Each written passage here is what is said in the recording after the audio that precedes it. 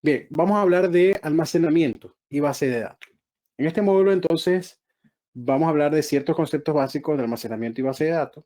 Vamos a navegar por las distintas opciones de almacenamiento, partiendo por el almacenamiento por bloque, Elastic Block Store. Luego vamos a ver almacenamiento de objeto con S3, almacenamiento de archivos con EFS, y luego vamos a hablar de base de datos relacionales como servicio con RDS, base de datos no relacionales como servicio con DynamoDB. Muy bien, bueno, entonces en los módulos previos estuvimos explorando varias áreas del cómputo que están relacionadas con ejecutar aplicaciones, poder correr aplicaciones. Y estos elementos son CPU, memoria, redes. Y aquí en este módulo vamos a enfocarnos en otro aspecto del cómputo, que va a ser el almacenamiento. El tipo de almacenamiento que seleccionemos para la aplicación puede variar, sobre todo basado en las necesidades operacionales y de negocio. Por ejemplo, los dueños de una cafetería necesitarían almacenar distintos tipos de datos para soportar sus aplicaciones. Ejemplo de este tipo de datos pueden ser archivos de prueba temporales, imágenes que se muestran en el sitio web de la cafetería, registros de transacciones financieras. Este módulo en particular va a explorar tres tipos de almacenamiento: almacenamiento de bloque, almacenamiento de objeto, almacenamiento de archivo. Vamos a empezar con el almacenamiento de bloque. Aquí vamos a hablar de volúmenes. Volúmenes no son más que discos duros virtuales, ¿sí? Y que se comporta como disco duro físico. Aquí en el almacenamiento por bloque, los archivos son separados en piezas de igual tamaño o bloques de datos. Cuando un archivo dentro de un almacenamiento por bloque es modificado, solamente se modifican las piezas que se cambiaron, ¿sí? En el almacenamiento por bloque existen, o digamos que existen varios tipos de utilización de almacenamiento por bloque. Por ejemplo, bases de datos, aplicaciones empresariales, em, volúmenes o discos duros de instancias o de máquinas virtuales. Supongan que ustedes van a hacer un cambio en un archivo, en un archivo Word, en un archivo Excel que tengan en su laptop o notebook. Cuando ustedes hacen este tipo de cambios, solamente los bloques que se tocaron, que se modificaron, son los que se van a actualizar en ese archivo. Todos los demás bloques que no se tocaron van a permanecer igual, sin ningún tipo de cambio. También podemos utilizar entonces este almacenamiento para aplicaciones que están siendo ejecutadas dentro de S2. Un tipo de almacenamiento que ustedes pueden utilizar dentro de las instancias de S2 se llama Instant Store. Instant Store nos brinda un almacenamiento de bloque temporal, es efímero, ¿sí? Para las instancias de S2. Si ustedes terminan el término o el concepto de terminar una instancia, quiere decir eliminar una instancia. Si ustedes eliminan esa instancia y si ustedes detienen esa instancia, todos los datos que se han escrito a este almacenamiento, a este Instant Store, es eliminado. Este tipo de almacenamiento es un almacenamiento local, ¿sí? Es decir, cuando ustedes lanzan una instancia de S2, esa instancia de S2 está ejecutándose en un servidor, ¿sí? Y mientras se está ejecutando en ese servidor, el Instant Store puede ocupar un espacio de ese almacenamiento local de ese servidor. ¿Qué nos va a brindar esto? Bueno, tiempo de respuesta mucho más bajo, mucho más rápido, ese almacenamiento, pero es efímero. Si ustedes detienen una instancia y la vuelven a encender, es muy probable que esa instancia no esté dentro del mismo host, ¿sí? Que se haya migrado y por lo tanto el almacenamiento local se va a perder. Por lo tanto, proactivamente AWS, cuando ocurre esto, lo que hace es eliminar ese espacio para que pueda ser reasignado luego. Entonces, si la instancia se reinicia, ojo, si la instancia se reinicia, no detener e iniciar, no, reinicia, reboot, el Instant Store no va a sufrir ningún tipo de cambio. Pero cuando la instancia se detiene o se termina, ese espacio de almacenamiento se pierde, se elimina. Ahora, si yo no quiero tener este tipo de escenario, que aun y cuando me puede brindar un espacio local para poder tener cierto tipo de almacenamiento, em, digamos, más rápido, puedo tener datos que se puedan también almacenar en volúmenes o discos virtuales que no tengan ningún tipo de afectación cuando ocurra lo que sea que vaya a ocurrir en la instancia. Bien sea que se reinicie, bien sea que se apague, o bien sea que se termine la instancia o se elimine, ese volumen va a permanecer intacto. Bajo un servicio que se llama Elastic Block Store, ¿sí? Este es un servicio de almacenamiento a nivel de bloque, pero que es persistente. Entonces, al momento de tener una instancia o de eliminarla, ustedes pueden reasignar ese bloque de almacenamiento, ese volumen de almacenamiento a otra instancia y utilizar los datos que allí estaban. Ya que este volumen, ya que este servicio tiene volúmenes cuya finalidad es que tengamos persistencia de datos, es importante que respaldemos esos datos. Por lo tanto, con EBS podemos tomar respaldos incrementales creando snapshots de EBS. Entonces, dicho esto, un snapshot es un respaldo incremental. Esto significa que el primer respaldo que se realice va a ser una copia de todos los datos que se encontraban en ese volumen en ese momento. Y para los respaldos subsecuentes únicamente se van a eliminar, únicamente se van a copiar los bloques de información que se cambiaron desde el último snapshot que se guardó. Bien.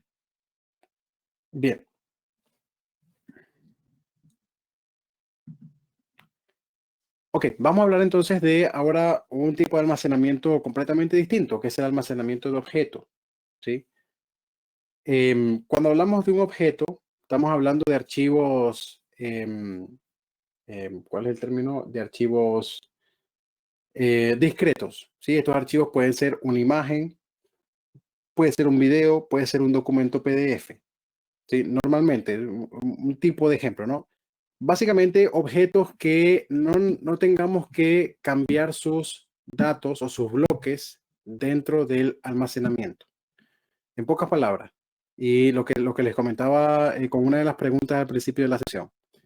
Para poder tener almacenamiento para una instancia, no puedo asociar el servicio de S3, porque el almacenamiento dentro de S3 no me permite modificar objetos dentro de ese almacenamiento. Si ustedes quieren modificar un objeto, tienen que descargarlo, modificarlo y volverlo a subir. Y esas son básicamente las únicas opciones que yo tengo para poder trabajar en S3. Descargar, cargar, listar, pero no puedo modificar dentro de este sistema. Cada objeto consiste de datos, metadatos y una llave, ¿sí? Una llave en S3 es básicamente la ruta, ¿sí? El nombre del contenedor, la carpeta donde se encuentra, el archivo y punto del formato. Esa sería la llave. Los metadatos pueden ser, por ejemplo, el tamaño del objeto, alguna información de contexto del objeto, etcétera. Y los datos como tal puede ser la imagen, el video, el documento. Bien. En EBS, en el almacenamiento por bloque, cada vez que ustedes modifican un archivo, ustedes lo que están haciendo es únicamente actualizar las partes de ese archivo que se modificó. Pero cuando estamos trabajando con almacenamiento de objetos y se modifica un archivo, todo el objeto se actualiza. Esto quiere decir que aun y cuando ustedes, aun y cuando ustedes descarguen un objeto, lo actualicen y lo vuelvan a cargar, ese es un objeto completamente nuevo. Dentro de este sistema podemos versionar, por lo tanto, ese nuevo objeto, aunque se llame igual, va a ser una nueva versión. Los contenedores que trabajamos dentro de S3, que es el servicio que me brinda almacenamiento de objetos, Simple Storage Service, el contenedor donde almacenamos los datos se llaman buckets.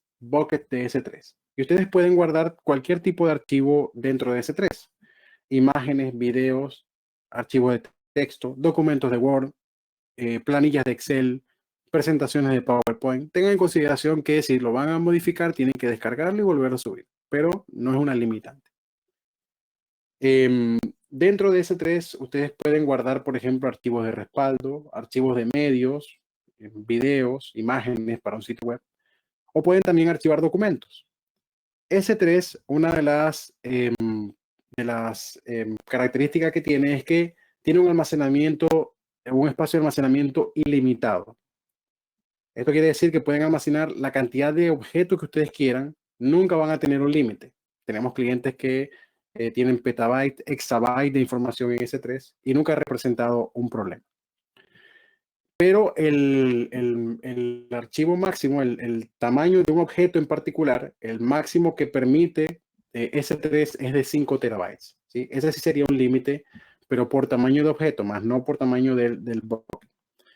Por aquí José pregunta, ¿podría colocar una aplicación web en un S3 y apuntar un Apache a que lea contenido desde allí? Completamente. Completamente puedes tener tus objetos de video, tus videos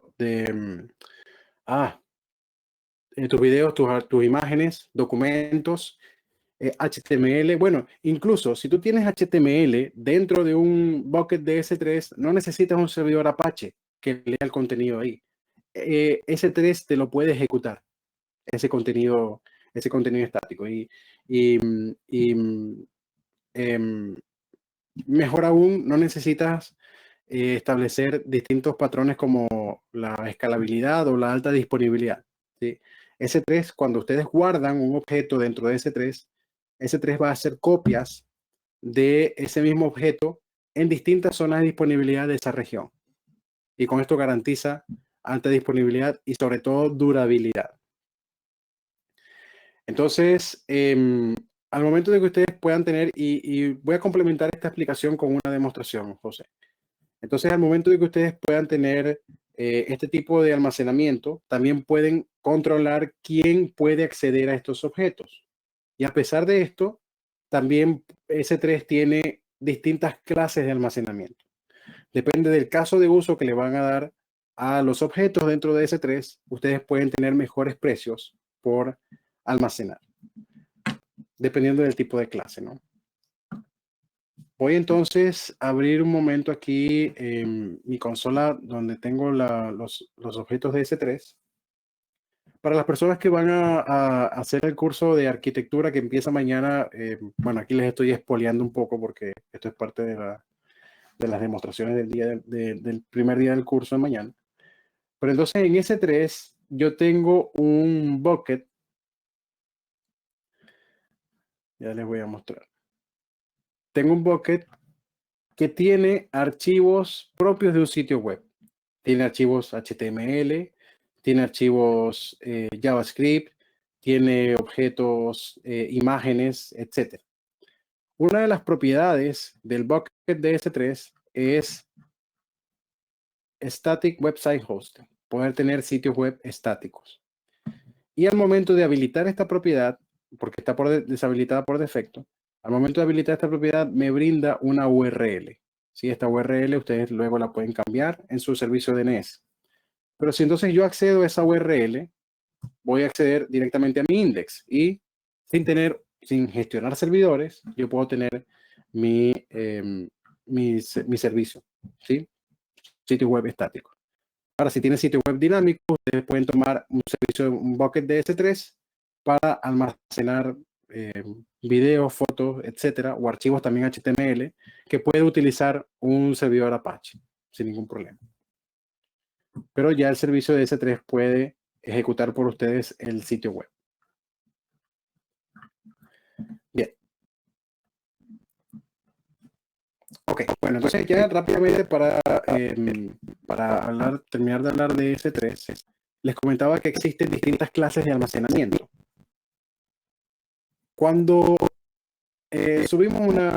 cuando cargamos un objeto o un archivo dentro de S3, este archivo va a llegar a la primera clase de almacenamiento que se llama S3 estándar, que es diseñada para acceso frecuente y que por defecto cuando ustedes suben un archivo ahí, al menos en 3 zonas de disponibilidad van a tener copias. Luego existe una clase de almacenamiento que se llama Standard Infrequent Access. Y ahí, si ustedes quieren ver esto como S3 está en el tope y después de allí vamos bajando, bueno, la Standard Infrequent Access está en una escala más baja, tiene un precio menor, tiene características similares a S3 estándar en el sentido de que los datos que llegan ahí se distribuyen en distintas zonas de disponibilidad, pero tiene costo por recuperación. Es decir, si ustedes están a cada rato consumiendo uno de los archivos que está dentro de Infrequent Access, esa recuperación tiene un costo, ¿sí? De pasar de Infrequent Access a estándar. Por eso se recomienda que datos que no sean o archivos que no sean tan accedidos pasen a estas clases de almacenamiento más baja, sobre todo para mejorar el costo de almacenamiento. Luego de Infrequent Access está One Zone Infrequent Access. Las dos clases de almacenamiento anteriores distribuyen copias del objeto en distintas zonas de disponibilidad. One Zone Infrequent Access, aunque es más económica, deja ese objeto en una zona de disponibilidad. Entonces, la alta disponibilidad se pierde, la durabilidad no es tan alta cuando tenemos objetos dentro de One Zone Infrequent Access. Pero para poder recuperar información también hay un costo asociado. Todas estas clases de almacenamiento que les estoy presentando, ustedes pueden manualmente seleccionar cuál es la que ustedes quieren para el almacenamiento de sus objetos, ¿sí? Y si ya tienen objetos almacenados en S3, no hay una manera por defecto de que los objetos se muevan entre distintas zonas de disponibilidad, entre distintas clases de almacenamiento. Ustedes pueden moverlas manualmente, pero también pueden utilizar otra clase de almacenamiento que se llama Intelligent Tiering. Intelligent Tiering ya tiene ciertos patrones definidos que se llaman, que es parte del proceso de automatización que tiene Intelligent Tiering.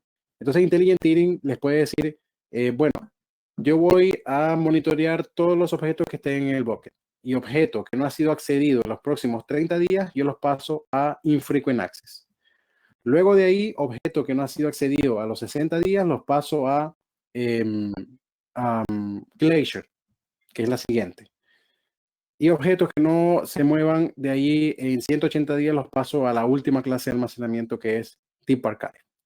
Entonces aquí tenemos dos cosas que considerar: automatización y monitoreo, que por eso hay un costo asociado.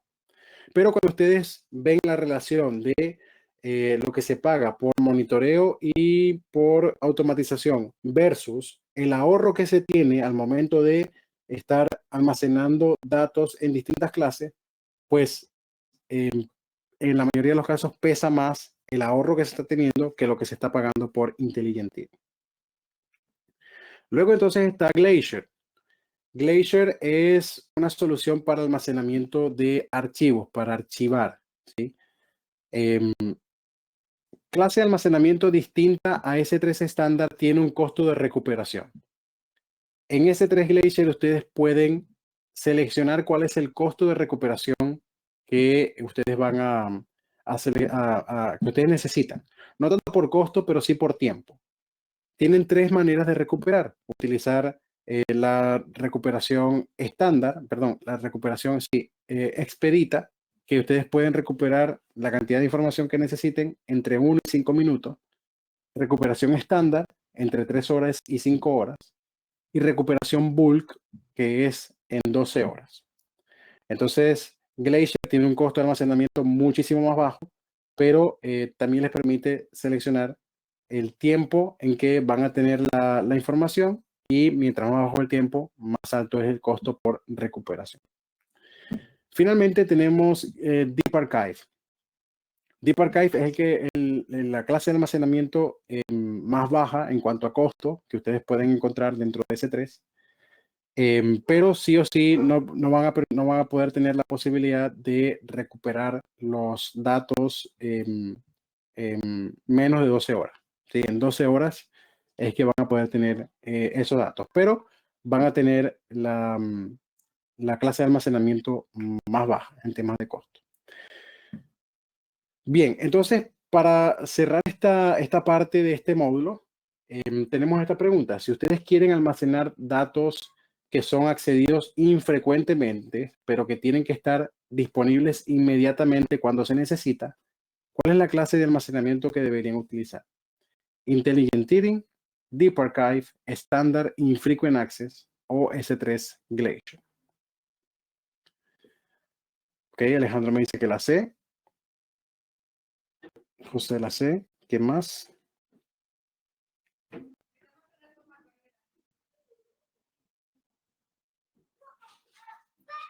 Bien. Entonces, aquí la respuesta correcta es efectivamente la letra C. Aquí si necesito la información inmediata, utilizo Infrequent Access, porque Glacier ya aquí me va a, o Deep Archive, se va a demorar un poco más. Bien, bueno, entonces llegamos a la hora del almuerzo. Vamos a detenernos acá. Ya a partir de este momento nos queda almacenamiento de archivo y luego base de datos. Entonces, a partir de este momento voy a contar una hora para que vayamos a comer. Voy así a colocar un timer dentro de la pantalla, porque si no tengo